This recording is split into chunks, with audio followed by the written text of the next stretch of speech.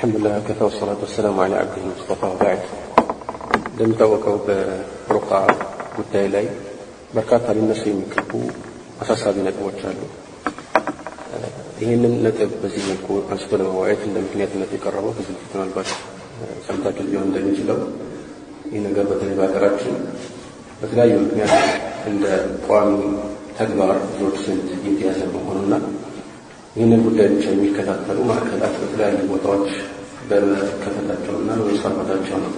ይህ ሲሆን ታዲያ ብዙዎች ይህንን ሲፈጽሙ ለዚህ በቁ ነው ያሉትን እውቀት ቀስመው ሊሆን ይችላል። ግን እዚህ ላይ የሚነሱት ሁለት ጥያቄዎች ናቸው። አንደኛ ሁሉም ይህ ብቃት አለው፣ ሁለተኛ ደግሞ ብቁ እውቀት ብቻ አለው ብሎ የሚያስበው ሁሉ በእርግጥ ብቁ እውቀት አለው ወይ የሚለው ሩቃ በሩቃነቱ ተወዳጅና ሰዎችን የሚጠቅም ተግባር መሆኑ አያጠራጥርም። መልእክተኛው ዓለይሂ ሰላቱ ወሰላም من استطاع أن ينفع أخاه فليفعل በሩቃ ጉዳይ ላይ የተጠየቁት ጥያቄ ነበርና አንድ ሰው ሌላውን ለመጥቀም የሚችል እስከሆነ ድረስ ያደርጋል። ስለዚህ አንድ ወንድም ወይም እህት ሌሎች ሙስሊም ወንድሞችን ወይም እህቶችን ለመጥቀም በሩቃ ጉዳይ ላይ መሰማራታቸው መሰረታዊ በሆነ መልኩ የሚያስመሰግን ነው። ሆኖም ቅድም ያልናቸው ሁለት ጥያቄዎች መመለስ ይጠበቅባቸዋል። ሩቃ በሩቃነቱ መሰረታዊ በሆነ መልኩ የሚያስፈልጉት ገደቦች እንዳሉ ከዚህ በፊት ምናልባት ተሰማችሁ ይመስላል። ከነዚህ ገደቦች መካከል አንደኛ ሸሪዓን የሚኻልፍ ምንም አይነት ንግግር በውስጡ እንዳያዝል፣ እንደዚሁም ንግግሮቹ የሚታወቁ መሆን አለባቸው። ሰዎች ትርጉማቸውን ሊገነዘቧቸው የሚችሉ ግልጽ መልእክት ያላቸው መሆን ይጠበቅባቸዋል።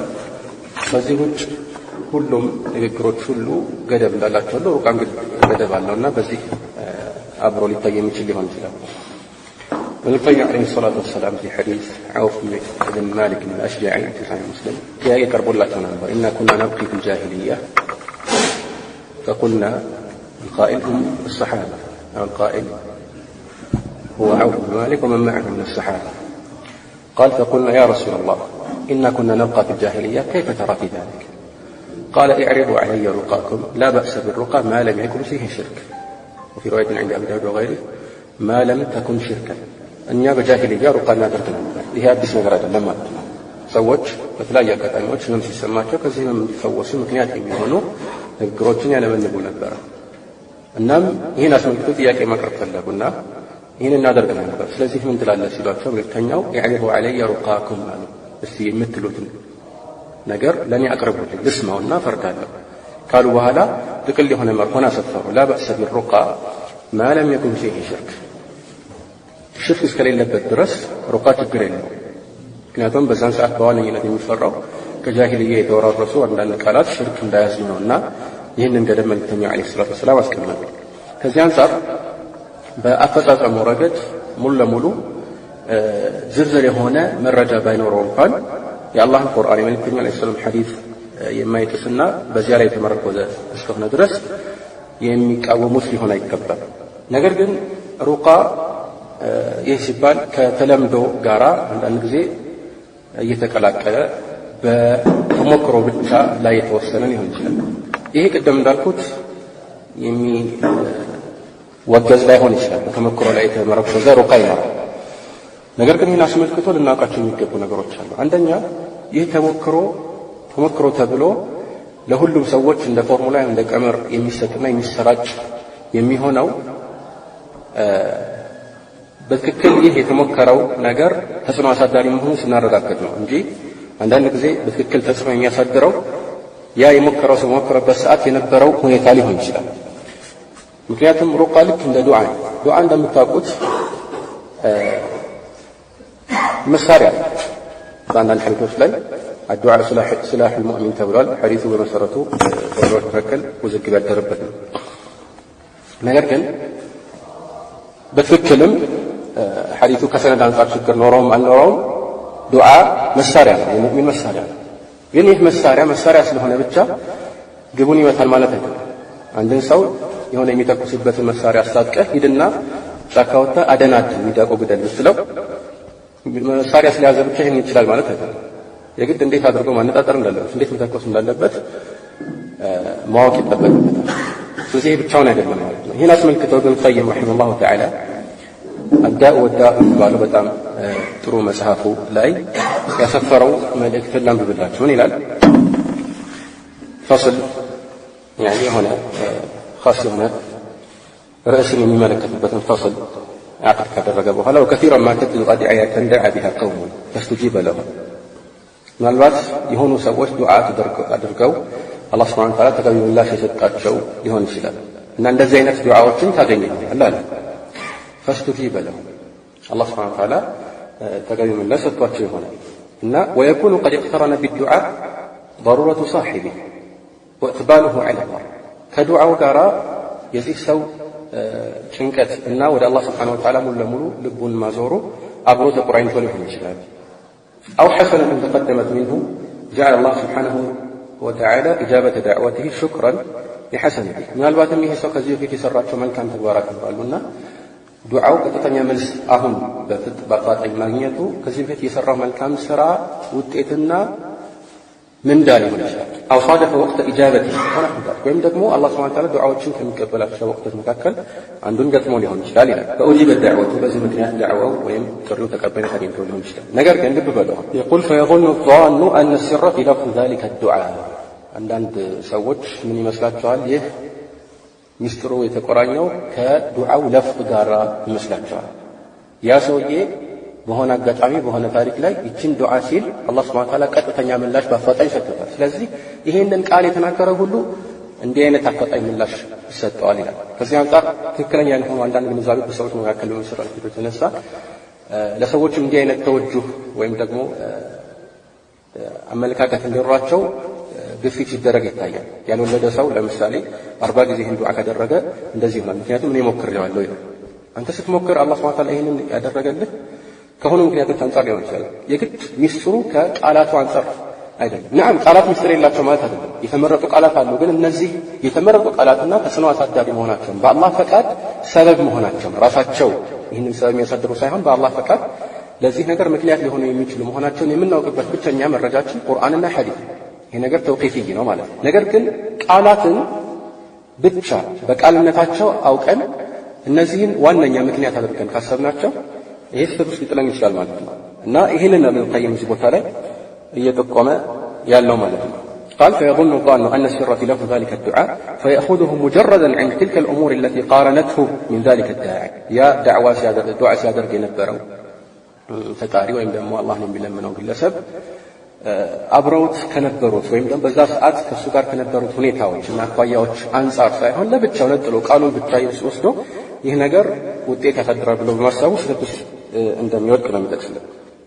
قالوا هذا كما إذا استعمل رجل دواء نافعا في الوقت الذي ينبغي على الوجه الذي ينبغي ምናልባት አንድ ሰው ተራ እኛ የምናውቃቸውን መድኃኒቶች ሊጠቀም ይችላል እና እነዚህ መድኃኒቶች ሲጠቀም በአስፈላጊው ሁኔታ እና ጊዜ እንዳስፈላጊነቱ በመጠኑም ቢሆን በአወሰዱ ተጠቅመውበት ውጤት አግኝቶ ሊሆን ይችላል።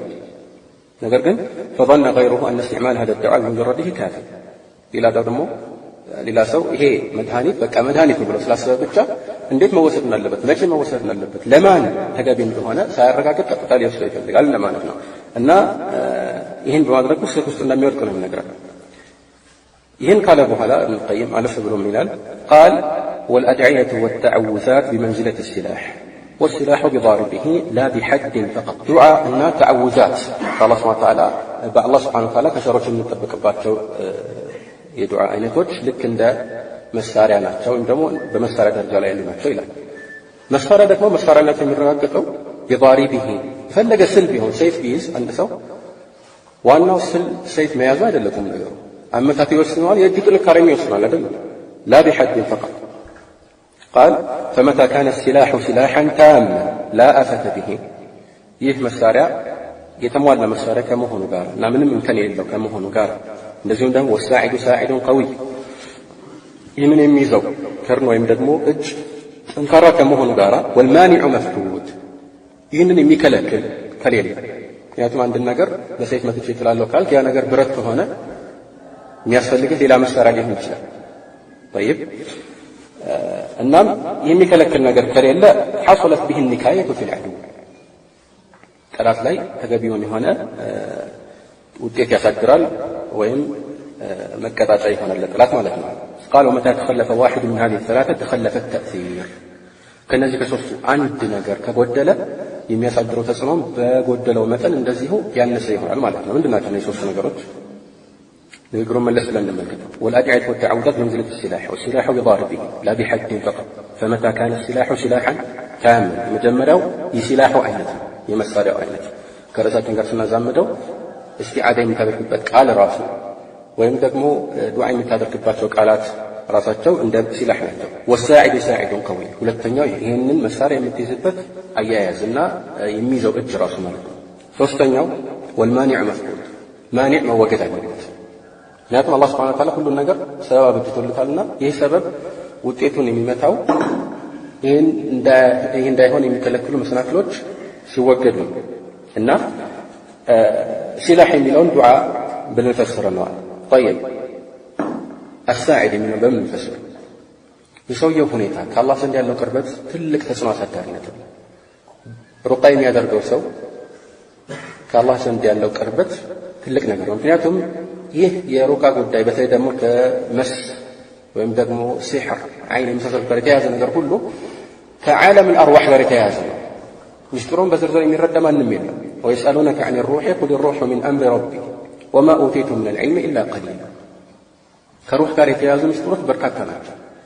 እናም ይህ የሩህ ነጥብ እዚህ ላይ ተጽዕኖ ያሳድራል። ሰዎች ጥንካሬያቸው በዋነኝነት በአካል ጥንካሬ አይደለም የሚለየው፣ ሩሃቸው የሆነ ጥንካሬ ይኖረዋል። ምክንያቱም አላህ ስብሓነሁ ወተዓላ ያወረደው ወሕይ የራሱ ሩህ ነው። ወከዛሊከ አውሐይና ኢለይከ ሩሐን ሚን አምሪና። ስለዚህ ሩህ ነው። ሰዎች ሕያው ይሆኑበታል። ሕያውነት ደግሞ ይለያያል፣ አንድ አይደለም። ስለዚህ አላህን ከመፍራት አንጻር ያለው ሕያውነት እንዲሁም ደግሞ መልካም ስራን ከመስራትና መጥፎን ከመራቅ ዚክር ከማብዛት እና ከመሳሰሉት ነገር አንጻር ያለው ሕያውነትና ጥንካሬ አላህ ዘንድ ነው የሚታወቀው። ይህ ደግሞ ከሩሑ ጋር የተያያዘ ነው ሰውየው ማለት ነው። ያኒ ራቅ እና ይህ ጥንካሬ ይወስነዋል ማለት ነው። እንደዚሁም ማኒዕ መወገድ አለበት። ለምሳሌ ይህ ሰው የሰራቸው አንዳንድ ወንጀሎች ምናልባት ራቂ የሆነው ሰው ሩቃ የሚያደርገው ቢሆን የሚደረግለት ነው። አንዳንድ ጊዜ ይሄ ዱዓ ተቀባይነት እንዳያገኝ ምክንያት ሊሆን ይችላል። ሐራም መብላቱ ሊሆን ይችላል፣ ወይም አንዳንድ ከባባድ ወንጀሎች መፈጸሙ ሊሆን ይችላል፣ ወይም ሌሎች ምክንያቶች ይኖራሉ። ስለዚህ ይህንን አስቦ ነው አንድ ሰው ውስጥ መግባት ያለበት እንጂ ልክ እንደ ሂሳብ ጀምር 1 ሲደመር 2 3 ነው። ስለዚህ ይህን ሩቃ ካደረክ ለዚህ ነገር ይጠቅማል። አንዳንድ ጊዜ የሩቃና የዱዓ አይነቶች ራሱ ተከፋፍሎ እናገኛለን። ይሄኛው ለአይን ነው የሚደረገው፣ ይሄኛው ደግሞ ለስሕር ነው፣ ይሄኛው ደግሞ ለመስ ነው፣ ይሄኛው ደግሞ ባሏ ለተቆጣባት ነው፣ ይሄኛው ደግሞ ሆዷን ላመማት ነው፣ ይሄኛው ደግሞ ምንድነው? ይሄ ሁሉ የሆነበት መረጃ ምናልባት አብዛኛው ወላሁ አዕለም አሁን ካለን የቀየም ንግግር ጋር ሊያያዝ የሆነ ሰው ይህን ዱዓ አድርጎ ተቀባይነት አግኝቶ ሊሆን ይችላል። ግን ያ ስላገኘ ከሁሉም ሰው እንደ ፎርሙላ ይህን መጠቀም ይችላል ማለት አይደለም። ስለዚህ ይሄ አስፈላጊ ነጥብ ይመስለኛል ወላሁ አዕለም። በጥቅሉ ሰዎች ይህን አስመልክቶ ሊኖራቸው የሚገባው ራስን የመፈተሽ ዝንባሌ በጣም ከፍ ያለ መሆን አለበት። በተለይ ደግሞ በአሁኑ ሰዓት ቅድም እንደተነገረው ነገሩ እጅግ ሰፍቶና ሰዎችም ይህንን እንደ ሪዝቅ መንገድ አድርገው ወስደውት ይገኛሉ። እዚህ ዝርዝር ውስጥ ምናልባት መግባት አንችል ይሆናል። نعم رسول الله عليه وسلم በምታውቁት ሐዲስ አቢ ሰዒድ الخدري عند البخاري وغيره إن أحق ما أخذتم عليه أجرا كتاب الله አጅር ካገኛችሁበት ወይም ከያዛችሁበት ነገር ሁሉ ትልቁ የአላህ ቁርአን ኪታብ ነው ብለዋል። ይህን አስመልክቶ ዑለማዎች የተለያዩ አቋም አላቸው። ቁርባ የሆነ ወይም ደግሞ ወደ አላህ የምንቃረብበት ተግባርን ሰርተን በዚህ የተነሳ የምናገኘው የዱንያ ጥቅም ሊኖር ይችላል፣ ማግኘት እንችላለን፣ መቀበል እንችላለን ወይ? ዑለማዎች የተለያዩ አቋሞች አላቸው።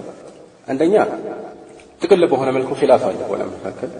ሁለተኛ ደግሞ አፈጻጸሙን በተመለከተ ምናልባት ይፈቀዳል ያሉ ዑለማዎች የተናገሩበትን ሁኔታ ስናስተውል የፈቀዱት አንዳንዶቹ ከማውል መዘር عند الحنابلة وغيرهم مثلا ከጀዓላ አንፃር ኡጅራህና ጀዓላ ይለያያል። ትንሽ የፊቅህ መትን የቀራሰው ይህን ልዩነት ያውቀዋል። ኡጅራህ ማለት አንድን ስራ በመስራትህ የምታገኘው ክፍያ፣ ያ ስራ የሚሰራበት ውጤት ተገኘም አልተገኘም፣ ግቡን መታም አልመታም፣ ያንን ስራ በመስራትህ ብቻ የምታገኘው አጅር። ጀዓላህ ግን በሆነ ነገር ላይ እንደ ሸርጥ የተቀመጠ ነው። ይህንን ካደረክልኝ ይህንን ሰጥሃለሁ፣ ወሊመን ጃአ ቢሂ ሒምሉ በዒር ወአነ ቢሂ ዘዒም። ጠይብ ይሄ ዩሱፍ ታሪክ ላይ ተጠቀሰ ነው። እናም ወሊመን ጃአ ቢሂ ሒምሉ በዒር ሲል የጠፋበትን ነገር ያገኘለት ሰው ይህን ያገኛል ብሎ እንደ ሽልማት ቢጤ እያስቀመጠ አንድ ሰው ቀኑ ሙሉ ወይም 2 ወይ 3 ቀን ለፍቶ ፈልጎ ካላገኘስ ስንት ነው የሚከፈለው? ምንም ነገር አይከፈለው። ለምን? ይሄ ጃአል ይሄን ነገር ካደረክልኝ እሰጥሃለሁ በሸርጥ የተቀመጠ ነው ማለት ነው። ስለዚህ ውጤቱ አልተገኘም። በአቡ ሰዒድ ሐዲስ ላይ ቅድም እንደጠቀምኩት ሰሓቦቹ ፊል ሐቂቃ ያደረጉት ምንድን ነው? ጀዓላት ነው ወይስ አጅር ነው? አልኩልህ ዛሂሩ ጀዓላ ማለት ቀርተውበት እሱ ከዳነ ይሰጣቸዋል ማለት ነው። ይሄ አይነት የተፈቀደ የጀዓላ አይነት ነው። አንዳንድ ዑለማዎች ማንኛውም መሰረታዊ በሆነ መልኩ የአኺራ ተግባር የሆነን ተግባር ተግብሮ አንድ ሰው የዱንያ አጅር ማግኘት የሚችለው በዛ በተግባሩ ብቻ ሳይሆን ሰዎችን በሚጠቅም መልኩ ራሱን በዚህ ላይ ስለገደበ ነው። ከወቅቱ አንጻር ነው ይህን የሚያገኘው ማለት ነው። يعني حبس نفسه من أجل ذلك ሌላ ተግባር ትቶ ራሱን በዚህ ላይ ቢዚ ስላደረገ ቢፈልግ ሌላ ስራ ሰርቶ ያተርፍ ነበር። ግን ይህን ባለማድረጉ ከወቅት አንጻር የሚሰጠው ነገር ነው ማለት ነው። ለምሳሌ አስተማሪዎች አሉ፣ ጃሚዓ ይሁን ሌሎችም ሐራም ውስጥም አንዳንድ ጊዜ የሚያገኙት ነገር አለ። ከመንግስትም ይሁን ከመንግስት ውጭ ማለት ነው። ከመንግስትም ከመንግስት ውጭ ስላቸው አንዳንድ ዑለማዎች ከመንግስት ከሆነ ይቻላል፣ ያኒ ሐኪም ሙስሊም ከሆነ ከሰጠው ይፈቀዳል፣ ከዛ ውጭ ከሆነ አይፈቀድም ያሉ ስላሉ እና ይህንን ሲያገኙ እነሱ ይህንን ሐዲስ ስለተናገርክ በዚህ ቀን ብዙ ስላወራህ እየተባለ አይደለም የሚሰጣቸው። አንተ አስተምርልን፣ አንተ ይህንን ቦታ ሸፍንልን እና ወደ ሌላ ቦታ አትሂድ፣ ሌላ ስራ ሰርተህ የምታገኘውን እኛ እንሸፍንልህ ነው እየተባለ ያለ። ከዚህ አንጻር ችግር አይኖረውም ማለት ነው።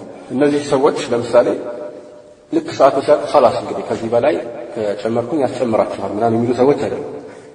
መጀመሪያውኑ አስተማሪዎች ናቸው። ተግባባ። ለምሳሌ ዱዓቶች አንዳንድ ጊዜ ከፋላ ይሰጣቸው። ኸላስ እናንተ ዳዕዋ አድርጉ፣ በዳዕዋችሁ ላይ ቀጥሉ፣ እኛ ወዳችሁን ሸፍን ብለው አንዳንድ ጀምዕያዎች ነው ወይም ደግሞ ጂሃቶች ይሰጧቸው። ለገንዘቡ ብሎ አይደለም ዳዕዋ የሚያደርግ። ምክንያቱም ይሄ ሳይደረግ በፊት ዳዕዋ የሚያደርግ ሰው ነው እሱ በመሰረቱ እና በዚህ ላይ ቀጥሉ እናንተ። ምክንያቱም ዝም ከተባላችሁ የግድ ለህይወታችሁ የሚያስፈልጋችሁ ገቢ ወይም ሲሳይ ይኖራልና እሱን ለመፈለግ ብላችሁ ዳዕዋ ልትተው ነውና ዳዕዋ እንዳትተው ቀጥሉ ነው የሚባሉት። ከዚህ አንጻር ከሆነ ብዙ የሚከብድ አይሆንም ማለት ነው። ነገር ግን ይህ ተግባር ፊልሐቂቃ በተግባርነት ከተያዘ አጂር እንበለው በዑለማዎች አገላለጽ መሰረት ማለት ነው። ያን من يفعل ذلك يؤجر نفسه። ይሄ ሁለት አይነት ነው ዑለማዎች ዘንድ አጂር ሙሽተረክና አጂር ኻስ ይባላል። አጂር ኻስ የሚባለው በሆነ አጋጣሚ አንድ ሰው ስራ ፈልጎ ለዚህ ሰው ብለህ ሄደህ የሆነ ስራ ተስማምተህ ከተግባሩ ጋር አያያዘህ ስትስማማ ነው። ከተግባሩ ጋር አያያዝህ ምንድነው? የፈለገ ያህል ጊዜ ሊፈጅ ይችላል እና የተወሰነ ተግባር የታወቀ ተግባር ነው ብሎም በጊዜም የተገደበ። አንዳንድ ዑለማዎች ዳቢጡን አጅር ኻስ የሚለውን هو الذي يقدر نفعه بالزمن ይላሉ። أما الأجير المشترك فهو الذي يقدر نفعه بالعمل። الأجير المشترك የሚባለው ሁሉም ሰው እዚህ ሰው ዘንድ ሄዶ ስራ እንዲሰራ የሚፈልገው ነው እና ራሱን ደግሞ ለስራ ያቀረበ ነው። በዚህ ስራ የታወቀ ነው። خلاص ራሱን ለዚህ ተግባር አቅርቦ እንደዚህ ማድረግ የፈለገ ሰው እሱ ዘንድ ይመጣል። ይሄ አጅር ሙሽተረክ ነው። የዚህ ሰው ተግባር ፊል ሐቂቃ ከውጤቱ ጋር የተገናኘ ነው ማለት ይሄንን ስራ ላይ ለምሳሌ መኪና ሲበላሽብህ ጋራጅ ሄደህ ለዚህ ሰው ስትሰጠው ያ የሚቀበልህ ሰው አጅር ሙሽተረክ ነው። ሁሉም ሰው እሱ ጋር ነው ሄደው የሚሰጠው አንደኛ። ሁለተኛ ደግሞ መኪናውን ሰርቶ ሲጨርስ ነው የሚደውልልህ እንጂ 2 ቀን ሰርቻለሁ ይሄን ያህል 3 ቀን ሰርቻለሁ ይሄን ያህል በቀን አይደለም የሚያስከፍለው። ይሄ ሙሽተረክ ነው። አጂር ሙሽተረክ የሆነ ሰው ጥፋት ካጠፋ ከተሳሳተ የሰውን ዕቃ ካበላሸ በመሰረቱ እሱ ማዕና የደሁ የድ አማና ነው። ምን ማለት ነው? ዑለማዎች እከሌ አሚን ነው ሲባል ወኪል አሚን ሲሉ ለምሳሌ አማና ነው ሲሉ የሚፈልጉበት ነጥብ ያኒ ላ የضمኑ ኢላ ቢተዕዲ አው ተፍሪጥ ማለት ነው። የሆነ ጥፋት ቢጠፋ ዕቃው ዘንድ የነበረው ቢጠፋ እሱ ድንበር እስካላለፈ ተዕዲ አው ተፍሪጥ እስከሌለበት ድረስ ኃላፊነት አይወስድም። ይሄን ነገር አይከፍልህም ማለት ነው በመሰረታዊ መልኩ። ግን ይሄንን ካለ ተዕዲ አው ተፍሪጥ ካለ ኃላፊነት ይወስዳል። ምንድነው ተዕዲ አው ተፍሪጥ? ተዕዲ ማለት فعل ما لا يجوز فعله، ተፍሪጥ ደግሞ ተርኩ ما ينبغي فعله። ስለዚህ በኃላፊነት ደረጃ አንድ ሰው ህመምተኛ የሚሆን የሆነ ሰው እሱ ጋር ከመጣ በእሱ ተግባር የተነሳ እሱ በነበረው ተቅሲር የተነሳ ወይም ደግሞ ድንበር በማለፈው የተነሳ ይህ ሰው ቢጎዳ ኃላፊነት ይወስዳል እና ይሄ የሚያጠራጥር አይደለም ማለት ነው። አስለን ማንኛውም አይነት አጅር ቢሆን አጅር ኻስ ወላ አጅር ሙሽተረክ ቢሆን ሁሉም ኃላፊነት ይወስዳሉ ቢተዓዲ አው ተፈ አሁን ኺላፉ ያለው መቼ ነው? ራሳቸውን ለሰዎች በስራ መልኩ ያቀረቡ ሰዎች ያሉ አንዳንድ ዑለማዎች መቼም ይሁን መቼ سواء تعدى أو لم يتعدى أو فرط أو لم يفرط كل من دله ضامن إلى لأن العلماء تعدل من ذلك لأن العلماء دموا يفرقون بينما إذا كان التلف بسبب فعله هو أو كان في حرزه دون فعل منه هنا يقول لك لا ينقرف ما تقول على كل حال لا يمدون. طيب أجير خاص يتبالوا أصله أنه لا يضمن عند صلى الله بتقطرو بيته የቤት ሰራተኛ ነው ይህቺ ቤት ሰራተኛ ቤት ውስጥ ዕቃ አስቀምጣ በነበረበት ንፋስ መጥቶ ዕቃውን ቢጥለው አንቺ ነሽ ያስቀመጥሽውና ይሄንን ዕቃ ሰብረሻል ትፈፊያለሽ የማለት መብት የለህም ሸራ ያን ሐላል አትመን ማለት ነው። ዑለማዎች ከሁለቱም አንዳንዶቹ ዑለማዎች ማለት ነው ከሁለቱም ለየት ያለ ሁክም ያላቸው ያወጣል። ለምሳሌ ሐኪም ወይም ደግሞ ከህክምና ጋር ስራ ያለው ሰውን ካነ ኻስን አው ሙሽተረክ ይሄኛውን የሚሰጡት ፍርድ አለ። ለምሳሌ ሩቃ የሚያደርግ ሰው ራሱን በዚህ መልኩ አቅርቧል። አስሉ አሁን በብዛት እየተሰራ ያለው ከተመልካቹ አጅር ሙሽተረክ ነው የሚባለው። የሩቃ ቤት ከፍተው ወይም ተቋም ከፍተው አንድ ሰው ሰዎች ወደሱ የሚመጡ ከሆነ ይሄ ሰው አጅር ሙሽተረክ ነው። ግን እዛው ሳንገባ በጥቅል የተለያዩ የመድኃኒት አይነቶችን ሙሉ ለሙሉ ሳያውቅ ያወቀ መስሎት ለሆነ ሰው ሰጥቶ ያ ሰው ቢጎዳው ቢሞት ይህን ኃላፊነት ይወስዳል። طيب اصلا የህክምና ዕውቀት ያለው እንኳን ይህን ሰው በሱ ጥፋት ከጎዳው ወይም ደግሞ ሰውየው በዚህ ሰው ጥፋት ስህተትም ሊሆን ይችላል ከተጎዳ ኃላፊነት ይወስዳል ይላል። ለምሳሌ አንድ ዶክተር ኦፕሬሽን ሲያደርግ طيب ተገቢውን ስርዓት ጠብቆ አድርጎ ከሆነ ለዚህ ብቁ የሆነ ሰው ከሆነ ነገር ግን ያደረገው አመሊያ ወይም ኦፕሬሽን ወይም ሰርጀሪ ተገቢውን ውጤት ካላገኘ እሱ ተጠያቂ አይሆንም።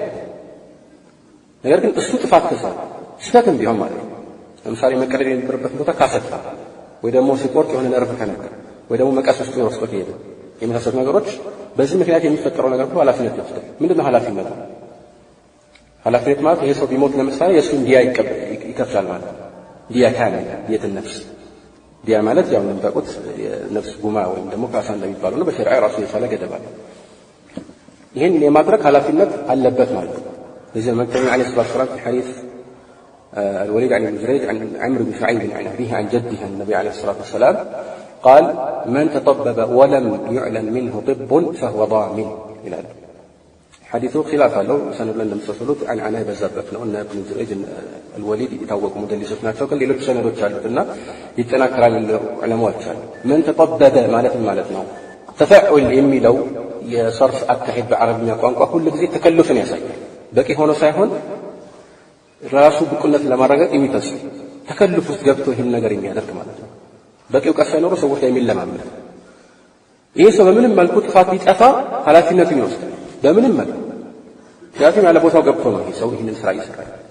ضامن ለዚህ ነው ቢሳሳት እንኳን ይሄ ሰው በእጁ ስህተት ምክንያት የሚመጣውን ችግር አስመልክቶ ወይ ተዓዲ ኖሮ በዚህ ምክንያት የሚመጣውን ችግር አስመልክቶ ኃላፊነት እንደሚወስድ الحافظ أبو عمر بن عبد البر في كتاب الستات إجماعي تقصد له علماء እንደዚህ ማለት خلاف የሌለው ርዕስ ኃላፊነት እንደሚወስድ ከዚህ ጋር አብሮ ሊያዝ የሚገባው ነገር ምንድነው? طب الأعشاب ብዙ ሰዎች በተለይ ሩቃ ላይ የተሰማሩ ሰዎች አንዳንድ ጊዜ ከቅጥራቅር ጋር የተገናኙ ዕውቀቶችን በዛው እያዳበሩ ሄዱና ምናልባት አንብበው ወይ ሰምተው ሊሆን ይችላል ለእያንዳንዱ ሰው የተለያዩ ቅጠላቅጠል ሊያዙ ይችላል። ወይም ደግሞ የተቀመሙ ቅመሞች ወይ ደግሞ የሚጠጡ ነገሮች አንዳንድ ጊዜ ደግሞ ይህ አጢቡ ነበዊ የሚል ሽፋን ይሰጠዋል ሊሆን ይችላል። ነገር ግን አጢቡ ነበዊ ሊባል የሚገባው ከረሱላህ ዐለይሂ ወሰለም በትክክለኛ ሰነድ የተዘገበ ሲሆን ብቻ ነው እንጂ አጢቡ ነበዊ የሚል ኪታብ ተጻፈ ሁሉ በትክክል አጢቡ ነበዊ ነው ማለት አይደለም። ኢብኑል ቀይም ለምሳሌ አጢቡ ነበዊ የሚባል ኪታብ አለ። በመሰረቱ ኪታብ አይደለም ማለት ለብቻው እንዲህ ብሎ የጻፈው ኪታብ ነው። ዛድል መዓድ ከሚባለው አራተኛው ሙጀለድ ለብቻው ተነጥሎ ይወጣል። ዛድል መዓድ ካለ አጢቡ ነበዊ የሚለውን ኪታብ መግዛት ያስፈልጋል ማለት ነው። እና በዚህ ኪታብ ላይ እሱ ከረሱል ሰለም ብቻ አይደለም ከብዙ ስማቸው የማይታወቅ ጃሊኒዮስ ከመሳሰሉ ሰዎች ራሱ ነቅል የሚያደርጋቸው ነገሮች አሉ። የድሮ ጥብ ነው ማለት ነው። በላዕሻ እና ሁሉም እዛው የተገኘ ነገር ሁሉ የተረጋገጠ ነው ማለት አይደለም። ማዕሱም አይደለም። እሱ ነቅል የሚያደርግባቸው አንዳንዴ ካፊር ከሆኑ ዑለማዎችም ነቅል ያደርጋል ገባ እና ይሄ በቂ አይደለም። ከሰማይ የወረደ ኪታብ አይደለም ጋር ማለት ነው። ናም ከረሱል ሰለላሁ የተረጋገጠ ነገር ካለ خلاص ይሄ ዝርዝር ውስጥ ወይም ደግሞ ክርክር ውስጥ የሚገባበት ርዕስ አይደለም። ከዛ ውጭ ከሆነ ግን በእርግጠኝነት ይህን ነገር እውነታ ብለን አስበን ተጥቢቅ ልናደርገው አንችልም። መሞከሪያ ማድረግ አይችልም አንድ ሰው የሰው ልጅ ተግባባን። ይህን ያደረገ ሰው ኃላፊነቱን ይወስዳል ማለት ነው። እናም ከዚህ አንጻር ሁላችንም ጥንቃቄ ማድረግ ይጠበቅበታል።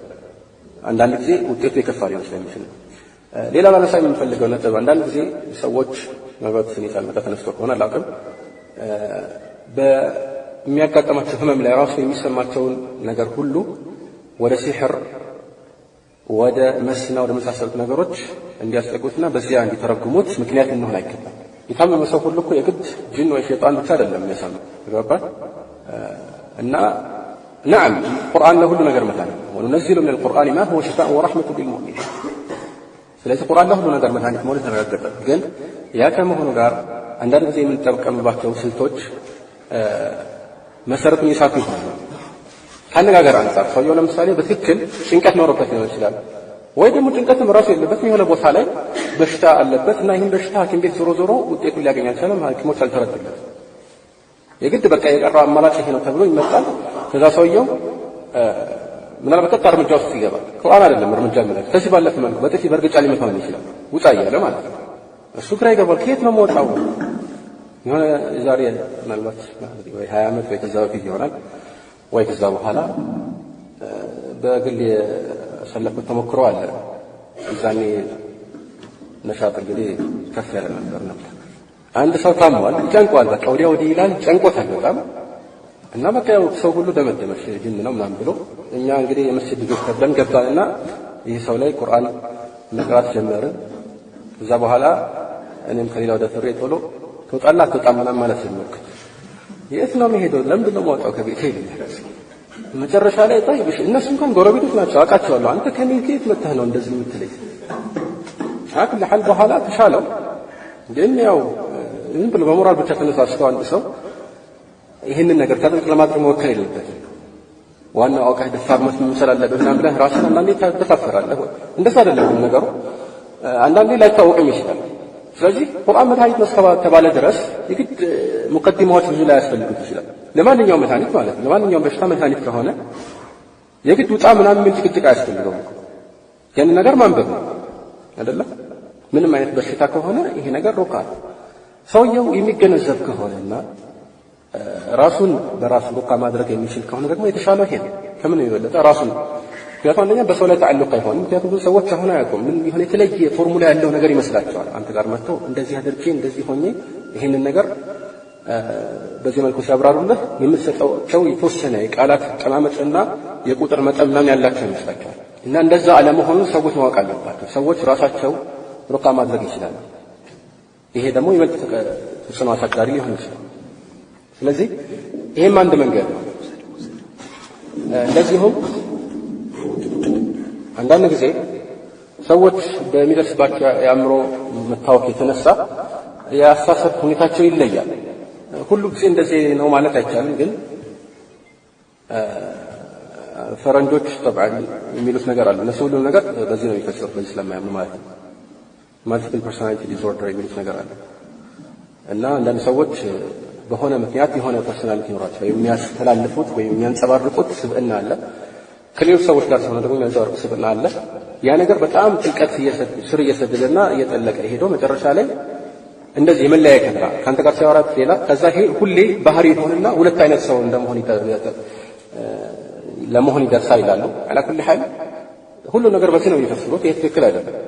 ግን በትክክል አንዳንድ ይሄ ነገር ተጽዕኖ ያሳድራል ወይም ከዚህ ውጭ ያሉ በርካታ ችግሮች ተጽዕኖ ያሳድራሉ እና ሩቃ ሰበብ እንደሆነ ሁሉ ለእንደዚህ አይነት በሽታዎች ደግሞ ሰበብ የሆኑ መድኃኒቶችም አሉ። አላህ ሱብሓነሁ ወተዓላ ያወረደው መድኃኒት ሩቃ ብቻ አይደለም፣ ሌሎችም መድኃኒት መሆናቸውን እናውቃለን። ልክ እኛ ጥብ ነበው ወይም ሌሎች ነገሮች ገብተን አሻቦችን መድኃኒት ናቸው እንደምንለው ሁሉ ተጠንተው መድኃኒት እንዳላቸው የተደረሰባቸው በሽታዎችም አሉ መፍትሄ ያሉት እና ይህን ማሰብ ከባድ የሆነ ነገር ነው። እንደዚሁም ከበሽታው አይነት የምንወስደው ትምህርት ወይም ደግሞ የምንገነዘበው ግንዛቤ ሁልጊዜ በፎርሙላ ለምሳሌ አንዳንድ ጊዜ አይኑን እንደዚህ የሚያብለጨልጭ ከሆነ ሲሕር ነው። አፉን ጥርሱን የሚነክስ ከሆነ አይን ነው። እንትን የሚያደርግ ከሆነ ጆሮን የሚያጭ ከሆነ ማለት ይሄ አይነት ፎርሙላ አንዳንድ ጊዜ ቅድም እንዳልኩት ቀጥታ ገቢ የሆነ ሁሌ ጥራት ያለው ላይሆን ይችላል የግድ አይደለም ማለት ነው። በቃ አንዳንድ ሰው አይኑ ይገበገባል። ምን ተደርጓል? ነዓም ቀራኢኖች በኢስላም በቀራኢኖች መስራት ይችላል። እነዚህ ቀራኢኖች ገለበተ ظن የሚያወርሱ መሆን አለባቸው። ለምሳሌ የሚነግርህ ነገር ይኖራል። በህልም የማየው ነገር ይልሃል።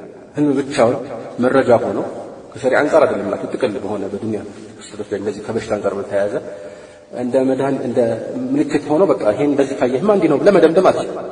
ሌላ ከዚህ ጋራ የሚገናኝና ይህን የሚያጠናክርልህ ነገር ሲነግርህ ወይም ስታይ ለበስ ሆኖም ግን ይህንን በቃ የማይቀየር ፎርሙላ አድርገህ ወስደህ አይኑ ካብለጨለጨ እንደዚህ ነው፣ ጥርሱን ከነከሰ እንደዚህ ነው ብለህ ከዛ ደግሞ ለእያንዳንዱ ደግሞ የሚሰጠው መድኃኒቱን ፎርሙላ ነው ማለት የተቀመመ ነገር አለ።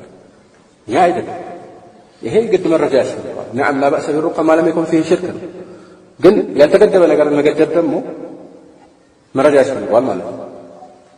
ተባባል።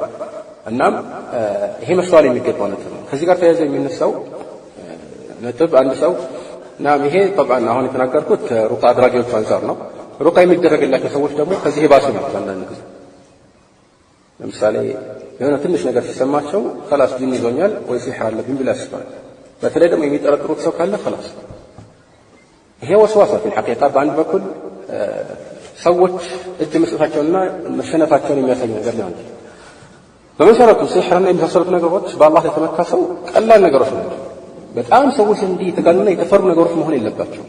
ለዚህ ነው በብዛት ሽርክም አፍዋን ሲሕርና የመሳሰሉት ነገሮች የሚያጠቁት ትንሽ ድንጋጤ የሚበዛባቸውና ያኒ ስብዕናቸው ትንሽ ከፍርሃት ጋር የተያዙ ሰዎች እናም ከዚህ አንፃር ሰዎች እንዲጠነቀቁ እኛም የማስተማር ኃላፊነት አለበት። አንድ ሰው ይህንን ሩቃ እንደ ተግባር ከያዘው በቃ ተግባሪ ነው ብሎ ከዛ ውጭ ያለው ነገር አይመለከተኝም የሚል ከሆነ ያስቸጋሪ ነው። በጣም ከባድ ነው። በየትኛውም የሥራ መስክ ላይ ከተሰማራህ አንተ ሙስሊም በሙስሊምነት ያለብህን ኃላፊነት ትወጣለህ።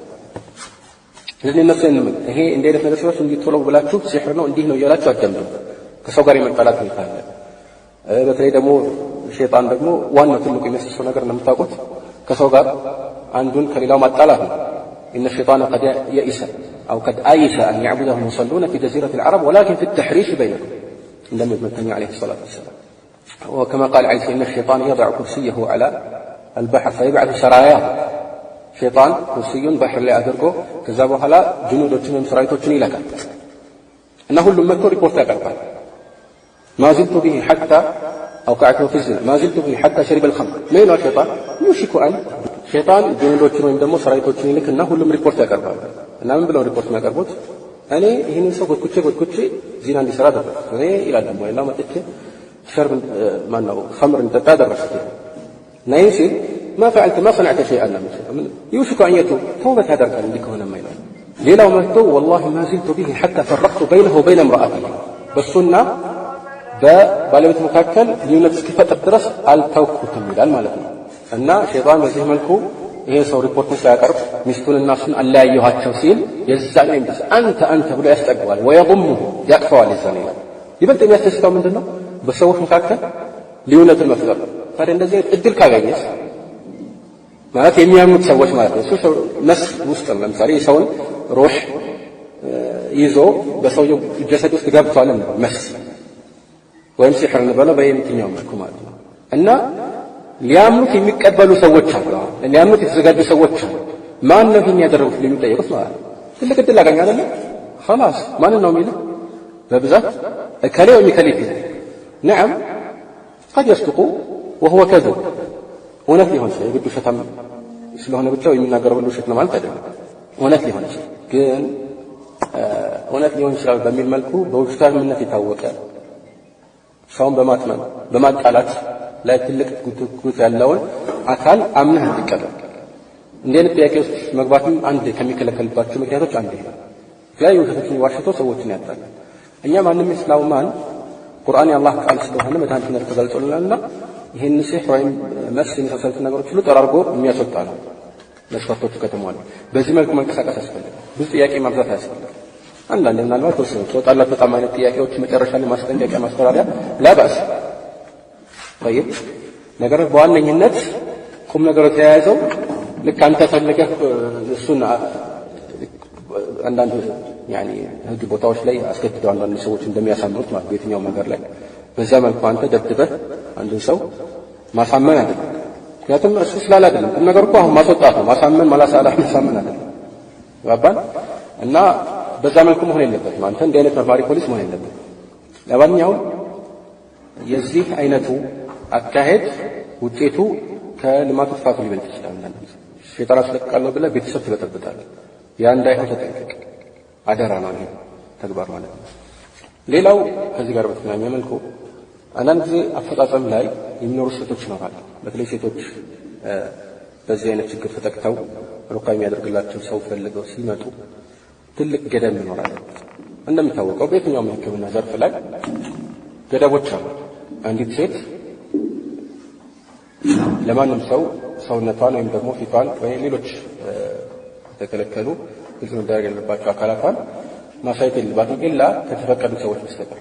ይሄ የሚፈቀደው መቼ ነው? እንደ ضرورة ወይም حاجة ملحة ፊትን በተመለከተ ምስክርነት ቦታ ላይ ወይ ደግሞ ታወቂያ ማሳየት ሊሆን ይችላል። የመሳሰሉ አስፈላጊ ነገሮች ሲኖሩ ላባስ ግን ገና ለገና ضرورة ተገኝቷል ተብሎ ይሄንን ነገር መቀራመት አስቸጋሪ ነው።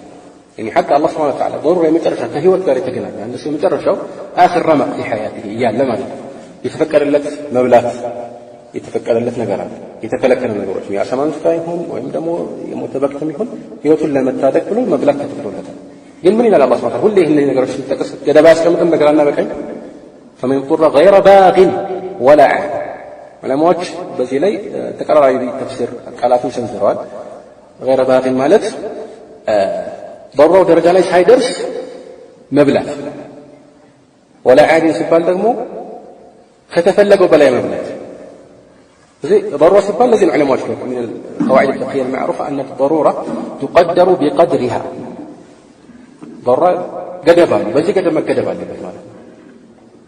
እና ይሄንን አስቦና መስመንቀሳቀስ ያለበት ከዚህ ባሻገር ደግሞ ፊትና ማለት እንደምታውቁት الصحيحين الحديث أسامة بن زيد رضي الله تعالى عنهما من كان عليه الصلاة والسلام ما تركت شيئا بعدي ما تركت شيئا فتنة بعدي هي أضر على الرجال من النساء كان يبوها لا لو أنه عند سيتوش كبارنا قوجي هنا فتنان طيالا مسكون تلقوا فتنان لمن أكلوا كناتهم ما نمسوا فتن بس شيخنا يلا حافظ القرآن يلا ويدقموا طالب العلم نኝ አላህን ፈራለሁ ለሊት ቆማለሁ ሁሉም ሰው ይፈተናል። በዚህ ሊፈተን ይችላል ማለት ነው። አላህ የጠበቀው በቀር አላህ የሚጠብቃቸው ደግሞ መጀመሪያው ነው ኢኽላስ ያላቸውና የመረጣቸው ሲሆን ዩሱፍ አስመልክቶ አላህ ሱብሓነሁ ወተዓላ كذلك لنصرف عنه السوء والفحشاء إنه من عبادنا المخلصين إنه የሚለው ቃል ከጅምላ በኋላ ሲመጣ ይላል ኡሱሉጆች የግድ ያስይዛል ተዕሊል ያስይዛል እንደ ምክንያት እንደሆነ ማለት ምክንያቱ ይሄ إنه من عبادنا المخلصين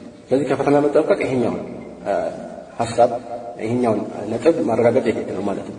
ግን አንዳንድ ጊዜ የሚፈጠሩ ነገሮች ከዚህ አለፉ ናቸው። ምናልባት ይሄንን ጥፋት የፈጸመው ሰው ብቻ ሳይሆን ይሄን ጥፋት ያልፈጸሙ ተመሳሳይ ሰዎችን ሁሉ ስም የሚያጠፋ እና አንዳንድ ቦታዎች ላይ የሚፈጠሩ ስህተቶች ያንን ስህተት የፈጠረውን ሰው ብቻ ሳይሆን በዚያ ተግባር ላይ የተሰማሩ ጭራሽ እንዲያውም ደግሞ ዲን ላይ ያሉ ሰዎችን ሁሉ ስም የሚያስጠፋ ሊሆን ይችላል እና በአንተ ምክንያት የሙስሊሞች ስም እንዳይጠፋ በአንተ ምክንያት ሰዎች የዲን ሰዎችን እንዳይንቁ በአንተ ምክንያት የተዘጋ በር እንዳይከፈት ግልጽ አይደለም። ሁላችንም ለኢስላም ደጀን ሆነን ዙሪያውን እየጠበቅን መኖር አለብን። ሙስሊም በሙስሊምነቱ ራሱ ኢስላምን የሚጠብቅ ነው፣ ኃላፊነት አለ። በአንተ ምክንያት የሆነ ፈልመህ እንዳይኖር في ثغرة من ثغور الإسلام አደጋ ይሄ በአንድ በኩል ነው። ይሄ ብቻ ሳይሆን በራስህ ላይ ደግሞ ተፈጠረ ቀደም ያልኩት ፊትና አደጋ ነው። ለምንድን ነው ይሄ አደጋ የሆነው? ሰዎች ዝንባሌ አላቸው።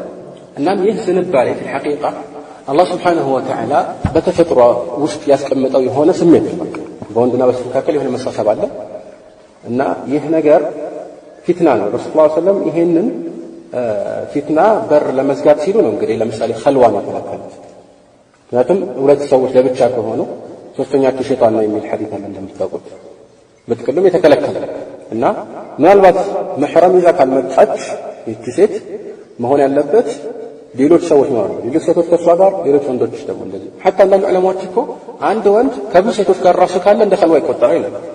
አንዲት ሴት ከብዙ ወንዶች ጋር ካሉ ራሱ لكن على الراجح في حديث ابن عمر أو ابن عمرو لما طاف في مسلم وغيره ملكتني عليه الصلاة والسلام لا يدخلن أحد بعد يوم هذا على مغيبة إلا ومعه رجل أو اثنان. مغيبة مالت التي أغابت زوجها بمعنى غاب عنها زوجها ما لبتشاء للسيد كهونت يتشيت قار عندكم كون بوهلا عندك تجابوا إلا ومعه رجل أو اثنان سيلو محرم من أمر الله قدام سلازي من እንዳይሆን ነው ይሄን ያሉት ኸልዋ እንዳይፈጠር ነው። ስለዚህ ኸልዋ ይባላል ማለት ነው ሌሎች ካሉ ላኪን ሌሎች ኑሩም አልኖሩም ፊትና በተፈራበት አጋጣሚ ሁሉም ወደፊት የሚያመራ ነገሮች በሩ ይሰጣል። ኸልዋ ኖረም አልኖረም ፊትና ከተፈራ በራሴ ላይ ፊትና የሚፈራ ከሆነ درء المفاسد مقدم على جلب المصالح. طبعا هي قاعده يعني ليس على اطلاقه ግን በጥቅል እይታ መፍሰዳውና መስለሐው እንደዚህ የሚቀራረቡ ከሆነ የዛኔ መፍሰዳውን ማስቀረት ይቀደማል። መስለሐው ሙሉ ለሙሉ የሚበልጥ ከሆነ ያሌላ ራስ ይሄ አደጋ ነው። ስለዚህ መሆን ያለበት ከባድ ጥንቃቄ ነው። አላህ Subhanahu Wa Ta'ala በሴቶች ጉዳይ ላይ ወይም ደግሞ በጥቅሉ ወንድና ሴት ባላቸው የኒካህ ርዕስ ላይና ከሌሎች ርዕሶች ጋር በተገናኘ መልኩ ያስቀመጠውን ንግግር ስናስተውል ትልቁም ነገር ነው የምንገነዘበው። ምን ይላል? والله يريد أن يتوب عليكم ويريد الذين يتبعون الشهوات أن تميلوا ميلا عظيما يريد الله أن يخفف عنكم وخلق الإنسان ضعيفا. الله توبت ሊያደርግ ይላችሁ يعني ሊምራችሁ ይፈልጋል።